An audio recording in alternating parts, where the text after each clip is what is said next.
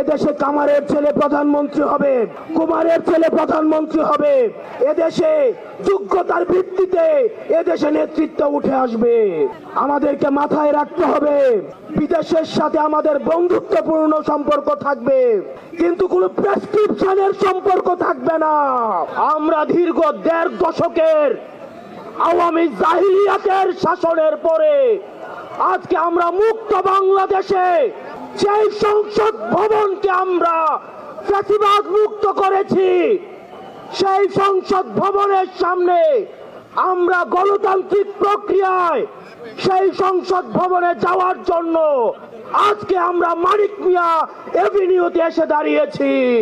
এই গণভবনে কে যাবে সেটি নির্ধারিত হবে বাংলাদেশ থেকে, ভারত থেকে সেটি নির্ধারিত হবে না। আমরা স্পষ্ট করে বলতে চাই, এই সংসদে কে যাবে